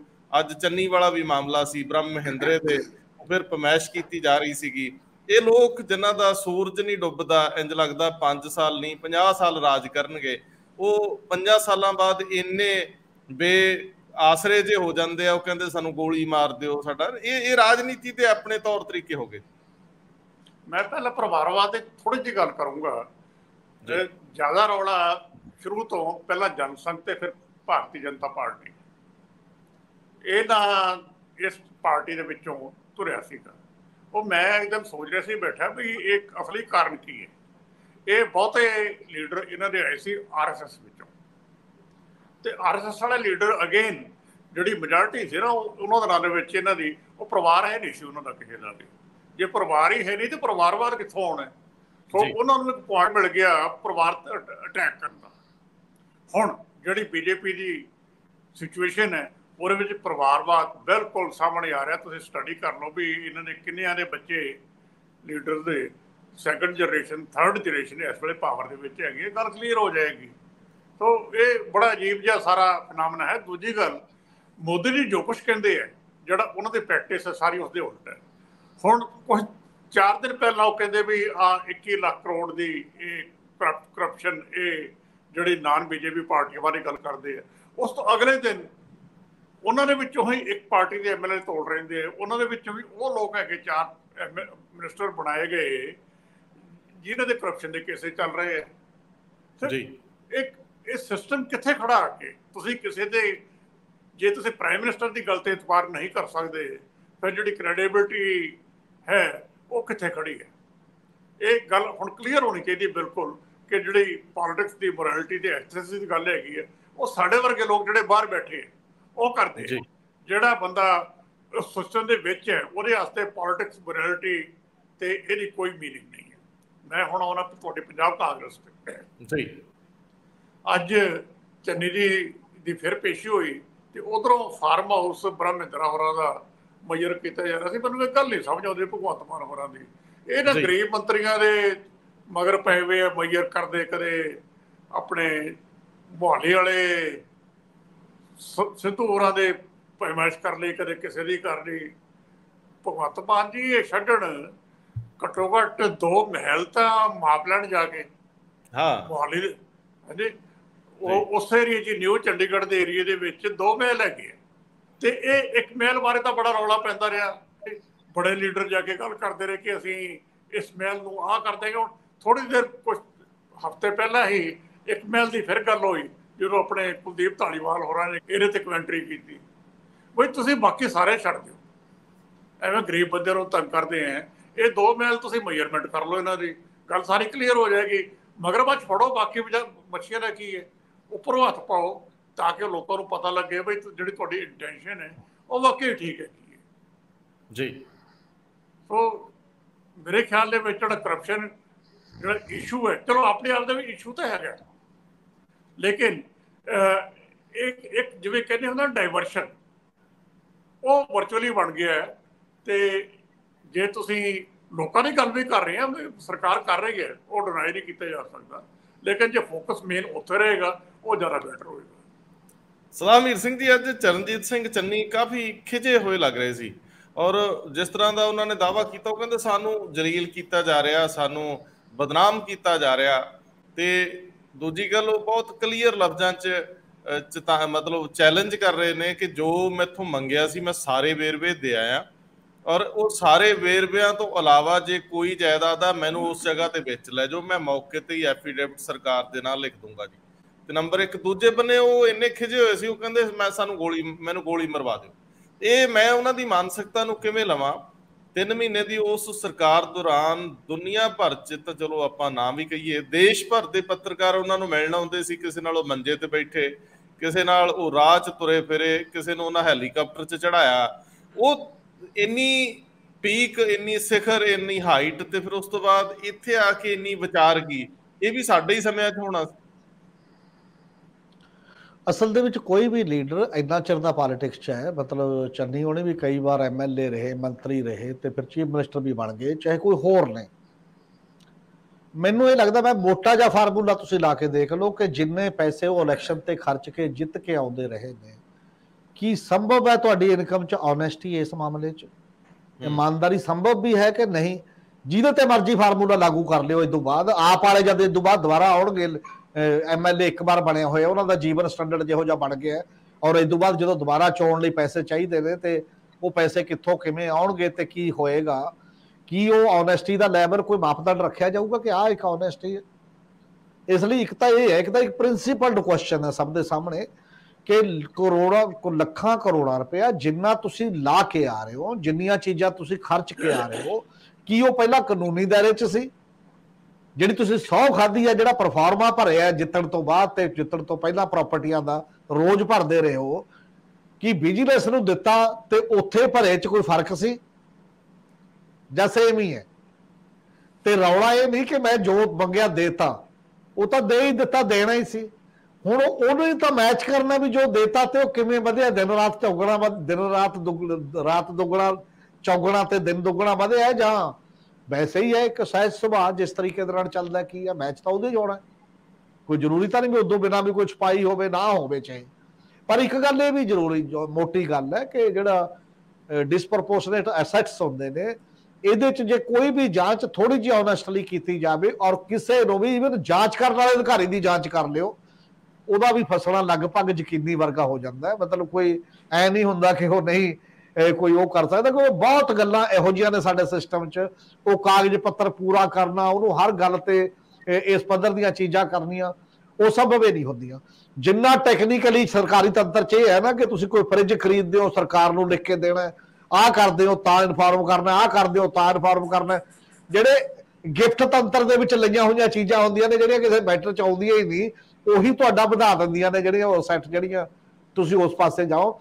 ਤੁਸੀਂ ਕੋਈ ਮਸਤ ਮਲੰਗੀ ਵਾਲਾ ਫਕੀਰੀ ਵਾਲਾ ਜੀਵਨ ਤਾਂ ਜਿਉ ਨਹੀਂ ਰਹੇ, ਜਾਂ ਤਾਂ ਇਹ ਕਹੋ ਅਸੀਂ ਤਾਂ ਉਹ ਜਿਹਾ ਜਿਉ ਰਿਹਾ। ਇਸ ਲਈ ਇਹ ਕਹਿਣਾ ਗੱਲ, ਹਾਂ ਇਹ ਠੀਕ ਹੈ ਕਿ ਉਹਨਾਂ ਦੀ ਨਾਰਾਜ਼ਗੀ ਹੋ ਸਕਦੀ ਹੈ ਕਿ ਮੈਂ ਇਕੱਲਾ ਕਿਉਂ, ਜਾਂ ਮੇਰੇ ਵਰਗੇ ਦੋ ਚਾਰ ਕਿਉਂ, ਜੇ ਕਰਨਾ ਫਿਰ ਹੋਰ ਵੱਡੇ ਵੱਡਿਆਂ ਨਾਲ ਵੀ ਗੱਲ ਕਰੋ, ਸਾਰਿਆਂ ਦੇ ਹੱਥ ਪਾਓ, ਕੋਈ ਸਾਂਝੀ ਕੋਈ ਸਭ ਦੇ ਜਾਂਚ ਕਰਾ ਲਓ ਓਵਰਆਲ ਜਿੰਨੇ ਵੀ ਹੈਗੇ।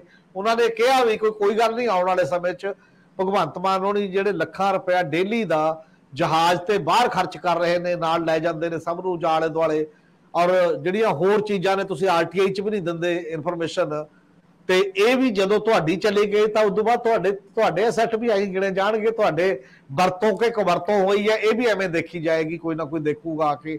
ਇਹ ਵੀ ਇੱਕ ਚੈਲੰਜ ਇੱਕ ਦੂਜੇ ਨੂੰ ਹੁੰਦੇ ਨੇ, ਮਤਲਬ ਇਹੋ ਜਿਹੇ ਚੈਲੰਜ ਵੀ ਕੀਤੇ ਨੇ ਆਪਸ ਦੇ ਦਾਰੀ 'ਚ। ਔਰ ਨਾਰਮਲੀ ਕਹਿਣ ਦਾ ਮਤਲਬ ਇਹੀ ਹੁੰਦਾ ਕਿ ਭਾਈ ਸਾਹਿਬ ਅੱਗੇ ਬਾਰੇ ਸੋਚ, ਤੁਹਾਡਾ ਵੀ ਜ਼ਰੂਰੀ ਨਹੀਂ ਸੱਤਾ 'ਚ ਰਹਿਣਾ ਹਰ ਸਮੇਂ, ਤੇ ਅਸੀਂ ਵੀ ਸੱਤਾ 'ਚ ਆਵਾਂਗੇ ਜਦੋਂ ਕਦੇ ਦੇਖਾਂਗੇ। ਇਸ ਲਈ ਇਹ ਚੀਜ਼ਾਂ ਸੱਤਾਧਾਰੀਆਂ ਦੀਆਂ ਆਪਸ ਦੇ ਵਿੱਚ ਨੇ। ਮੈਨੂੰ ਇਹ ਲੱਗੀ ਜਾਂਦਾ ਵੀ ਕਿਤੇ ਸੱਤਾਧਾਰੀਆਂ ਦੀ ਆਪਸ 'ਚ ਲੜਾਈ 'ਚ ਜਿਹੜੀ ਲੜਾਈ ਬਹੁਤ ਜ਼ਿਆਦਾ ਬਿਊਰੋਕਰੇਟ ਤੇ ਪੁਲਿਸ ਦੇ ਵੱਡੇ ਅਫਸਰ ਤੇ ਸਾਰੇ ਛੱਕ ਕੇ ਤੇ ਚੰਗੀਆਂ ਜਾਇਦਾਦਾਂ ਬਣਾ ਕੇ ਬੈਠੇ ਨੇ, ਉਹ ਪਾਕ ਪਵਿੱਤਰ ਰਹਿਣ ਕੇ ਐਂ ਨਾ ਨਿਕਲ ਜਾਣ ਸਾਰੇ ਪ੍ਰਸ਼ਾਸਨ ਦੇ ਤੰਤਰ ਦੇ ਵਿੱਚ 5 ਸਾਲ ਵੀ ਗੁਜ਼ਰ ਜਾਣ ਤਾਂ ਵੀ ਕੋਈ ਗੱਲ ਨਾ ਹੋਵੇ। ਉਹਨਾਂ ਦੀ ਇੱਕ ਲਿਮਟਡ ਤਨਖਾਹ ਹੈ ਨਾ, ਪਤਾ ਹੈ ਉਹ ਤਨਖਾਹ ਤੋਂ ਤਾਂ ਜਦ ਮਰਜੀ ਤੁਸੀਂ DA ਇੰਪਲੀਮੈਂਟ ਕਰਕੇ ਪਤਾ ਕਰ ਸਕਦੇ ਹੋ ਕਿ ਜੀ ਕੀ ਹੋਇਆ ਕੀ ਨਹੀਂ ਹੋਇਆ। ਇਸ ਕਰਕੇ ਓਵਰਆਲ ਜੇ ਸਿਸਟਮ ਚਲਾਉਣਾ ਤਾਂ ਸਾਰਿਆਂ ਨੂੰ ਦੇਖੋ, ਪਰਮਾਨੈਂਟ ਗਵਰਨਮੈਂਟ ਵੱਲ ਵੀ ਝਾਤ ਮਾਰੋ ਤੇ ਇਹ ਆਈ ਗਈ ਗਵਰਨਮੈਂਟ ਵੱਲ ਵੀ ਝਾਤ ਮਾਰੋ, ਉਹ ਵੀ ਸਮੂਹਿਕ ਤੌਰ ਤੇ ਮਾਰੋ, ਪਿਕ ਐਂਡ ਚੂਜ਼ ਨਾ ਕਰੋ। ਬਾਰ-ਬਾਰ ਇਹ ਗੱਲ ਆਪਾਂ ਇੱਥੇ ਕਹਿੰਦੇ ਆ ਕਿ ਤੁਸੀਂ ਕੋਈ ਟੈਨਿਓਰ ਫਿਕਸ ਕਰ ਲਓ। ਇੱਕ ਵਾਰ ਨਰਿੰਦਰ ਮੋਦੀ ਉਹਨਾਂ ਨੇ ਕਿਹਾ ਸੀਗਾ ਜਦੋਂ 2014 ਚ ਗਏ ਸੀਗੇ ਪਾਰਲੀਮੈਂਟ ਚ ਮੱਥਾ ਟੇਕ ਕੇ ਅੰਦਰ ਪਹਿਲੀ ਵਾਰ ਕਿ ਮੈਂ ਦਿੱਲੀੋਂ ਬਾਹਰੋਂ ਆਇਆ, 1 ਸਾਲ ਚ ਜਿੰਨੇ ਵੀ MLA MP ਰਹੇ ਪਿਛਲੇ ਸਮਿਆਂ ਦੇ ਵਿੱਚ, MP ਜਿਹਦਾ ਉਹਨਾਂ ਨੇ ਖਾਸ ਤੌਰ ਤੇ ਕਿਹਾ ਇੱਕ ਜਾਂਚ ਕਰਾ ਲਾਂਗੇ, ਜਿਹੜੇ ਕਰਪਟ ਹੋਏ ਅੰਦਰ ਹੋਣਗੇ, ਜਿਹੜੇ ਨਾਨ ਕਰਪਟ ਹੋਏ ਸਫਾਇਆ ਕਰ ਦਾਂਗੇ, ਅੱਗੇ ਨੂੰ ਕਿਸੇ ਨੂੰ ਇੰਟਰ ਕਰਨ ਦਾ ਮੌਕਾ ਨਹੀਂ ਦਿਆਂਗੇ। ਪਰ ਸਾਰੇ ਇੰਟਰ ਉਵੇਂ ਹੀ ਹੋ ਰਹੇ ਨੇ ਕਿਉਂਕਿ ਨਾ ਜਾਂਚ ਹੋਈ ਨਾ ਕੁਛ ਕੀਤਾ, ਕਹਿਣੀ ਤੇ ਕਰਨੀ। ਔਰ ਇਹੀ ਸਾਡੇ ਚੀਫ ਮਿਨਿਸਟਰ ਸਾਹਿਬ ਵੀ ਜੇ ਚਾਹੁੰਦੇ ਹੋ ਤਾਂ ਇੱਕ ਵੱਡਾ ਕਮਿਸ਼ਨ ਲੋਕਪਾਲ ਜੋ ਮਰਜ਼ੀ ਤੁਸੀਂ ਚਾਹੁੰਦੇ ਹੋ ਬਣਾ ਦਿਓ, ਇੱਕ ਵਾਰ ਕਲੀਨ ਕਰਨਾ ਚਾਹੁੰਦੇ ਹੋ ਤਾਂ ਉਹਨੂੰ ਕਰ ਲਓ, ਸਾਲ 2 ਸਾਲ ਬਾਅਦ ਇੱਕ ਇਕੱਠਾ ਹੀ ਫੈਸਲਾ ਕਰ ਦਿਓ ਹਰੇ ਪੈਨ ਨਾਲ। ਐ ਨਾ ਕਰੋ ਵੀ ਹੁਣ ਆ ਫਿਰ ਆ, ਉਹਦੇ ਨਾਲ ਚੀਜ਼ਾਂ ਮੇਰੇ ਖਿਆਲ ਸੁਧਾਰ ਵੱਲ ਨਹੀਂ ਜਾਂਦੀਆਂ, ਉਹ ਕਿਸੇ ਹੋਰ ਪਾਸੇ ਵੱਲ ਲੈ ਕੇ ਤੁਰਦੀਆਂ। ਹਾਂ, ਚੰਨੀ ਸਾਹਿਬ ਨੇ 1000 ਕਰੋੜ ਦਾ ਜ਼ਿਕਰ ਕੀਤਾ ਐਕਸਾਈਜ਼ ਮਾਮਲੇ 'ਚ, ਵੀ ਇਹ ਜਿਹੜਾ ਇਹ ਕਿਹੜੇ ਖਾਤੇ 'ਚ ਪਾਓਗੇ, ਜਹਾਜ਼ ਦਾ ਜ਼ਿਕਰ ਤੇ ਕੀਤਾ ਹੀ ਆ। ਜਿਹੜੀ ਕਰਪਸ਼ਨ ਦੀ ਜੜ ਹੈ, ਆਪਾਂ ਥੋੜੀ ਜਿਹੀ ਇਹਦੀ ਗੱਲ ਵੀ ਕਰ ਲਈਏ ਵੀ ਪੰਜਾਬ ਦੇ ਵਿੱਚ ਇਹ ਇੰਸਟੀਟਿਊਸ਼ਨਲਾਈਜ਼ ਕਿਵੇਂ ਹੋਈ ਹੈ। ਮਿਲੀਟੈਂਸੀ ਦੇ ਵਿੱਚ ਜਦੋਂ ਪੁਲਿਸ ਨੂੰ ਪੂਰੀ ਪਾਵਰ ਦਿੱਤੀ ਗਈ, ਉਦੋਂ ਬੜਾ ਕਲੀਅਰ ਕਰ ਦਿੱਤਾ ਗਿਆ ਕਿ ਪੈਸੇ ਜਿੰਨੇ ਮਰਜ਼ੀ ਚੱਕੋ, ਤੁਸੀਂ ਇਸ ਸਮੱਸਿਆ ਦਾ ਹੱਲ ਕਰੋ। ਟੈਚੀ ਭਰ ਕੇ ਪੈਸੇ ਆਏ ਹੈ ਔਰ ਰੱਜ ਕੇ ਕਰਪਸ਼ਨ ਕੀਤੀ ਗਈ ਹੈ। ਅਫਸਰਾਂ ਨੂੰ ਉਸ ਵੇਲੇ ਇਮਿਊਨਿਟੀ ਸੀ, ਪੁਲਿਸ ਅਫਸਰਾਂ ਨੂੰ ਤਾਂ ਰੈਗੂਲਰ ਪੈਸੇ ਮਿਲਦੇ ਰਹੇ ਸਾਰੇ ਕੰਮਾਂ ਦੇ ਨਾਲ, ਸਿਵਲ ਅਫਸਰਾਂ ਨੇ ਵੀ ਉਦੋਂ ਰੱਜ ਕੇ ਪੈਸੇ ਬਣਾਏ, ਕੋਈ ਚੱਕ ਨਹੀਂ ਸੀਗਾ ਕਿਉਂਕਿ ਪ੍ਰੋਟੈਕਸ਼ਨ ਪੂਰੀ ਸੀ ਵੀ ਤੁਸੀਂ ਆਪਣੀ ਜਾਨ ਤੇ ਖੇਡ ਕੇ ਪੰਜਾਬ ਨੂੰ ਬਚਾ ਰਹੇ ਹੈ, ਸੋ ਤੁਹਾਨੂੰ ਪੂਰੀ ਖੁੱਲ੍ਹ ਹੈ। ਉੱਥੋਂ ਇਹ ਕੰਮ ਸਾਰਾ ਵਿਗੜਿਆ ਹੋਇਆ। ਔਰ 92 ਦੀ ਇਲੈਕਸ਼ਨ ਜਿਹੜਾ ਲੋਕ ਜਿੱਤ ਕੇ ਆਏ ਸੀਗੇ, ਪੋਲੀਟੀਕਲ ਸਿਸਟਮ ਸਾਰਾ ਉਸ ਤੋਂ ਬਾਅਦ ਕਰਪਟ ਹੋਣਾ ਸ਼ੁਰੂ ਹੋਇਆ। ਜੋ ਜਿਹੇ ਲੋਕ ਆਏ ਸੀਗੇ ਉਹਨਾਂ ਨੇ ਸਿਰੇ ਲਾਤੀ। ਸੋ ਤੁਹਾਡੀ ਪੁਲਿਸ, ਬਿਊਰੋਕ੍ਰੇਸੀ, ਪੋਲੀਟੀਕਲ ਸਿਸਟਮ, ਇਹ ਤਿੰਨਾਂ ਦੀ ਕਰਪਸ਼ਨ ਉੱਥੋਂ ਸ਼ੁਰੂ ਹੁੰਦੀ ਹੈ। ਮੈਂ ਇੰਨਾ ਹੀ ਕਹਿਣਾ ਸੀ। ਜਦੋਂ ਸਰਦਾਰ ਬੇਅੰਤ ਸਿੰਘ ਜਿੱਤ ਕੇ ਆਉਂਦੇ ਆ ਤਾਂ ਉਦੋਂ KPS ਗਿੱਲ ਦਾ ਰਾਜ ਚੱਲਦਾ ਸੀ। ਪਤਾ ਲੱਗਿਆ ਕਿ ਮਾਲਵੇ ਦੇ ਇੱਕ ਜ਼ਿਲ੍ਹੇ ਦੇ ਵਿੱਚ ਸਾਰੇ ਪੁਲਿਸ ਅਫਸਰਾਂ ਦੀ ਮੀਟਿੰਗ ਹੁੰਦੀ ਆ ਜਿਹਦੇ ਚ KPS ਗਿੱਲ ਆਉਂਦੇ ਆ ਤੇ ਸਾਰੇ ਇਹ ਫਿਕਰ ਜ਼ਾਹਰ ਕਰਦੇ ਆ ਵੀ ਹੁਣ ਕੀ ਹੋਊਗਾ ਜੀ, ਹੁਣ ਤਾਂ ਇਹ ਆ ਗਏ। ਬੇਅੰਤ ਸਿੰਘ ਦਾ ਸੁਭਾਅ ਵੀ ਸੀ, ਉਹ ਜ਼ਿਆਦਾ ਦਖਲਅੰਦਾਜ਼ੀ ਵੀ ਕਰਦੇ ਸੀ ਔਰ ਉਹਨਾਂ ਦੇ ਅੰਦਰ ਉਹ ਅੜਪਪੁਣਾ ਵੀ ਸੀ। ਤੇ KPS ਗਿੱਲ ਨੇ ਪਤਾ ਲੱਗਿਆ ਵੀ ਉਹਨਾਂ ਨੂੰ ਇਹ ਕਿਹਾ ਵੀ ਕਿੰਨੇ ਕੁ ਦਿਨ, ਉੱਥੋਂ ਫਿਰ ਲਬੇੜੋ ਰਾਜਨੀਤੀ ਆਈ ਕਿ ਬਾਕੀਆਂ ਨੂੰ ਵੀ ਆਪਣੇ ਵਰਗੇ ਕਰ ਲਓ। ਸੋ ਲਬੇੜੋ ਰਣਨੀਤੀ ਦੇ ਅੰਤਰਗਤ ਫਿਰ ਹੌਲੀ ਹੌਲੀ ਉਸ ਹਮਾਮ ਦੇ ਵਿੱਚ ਸਾਰੇ। ਬਹੁਤ ਮਿਹਰਬਾਨੀ, ਬਹੁਤ ਧੰਨਵਾਦ। Thank you. ਸ਼ੁਕਰੀਆ ਜੀ।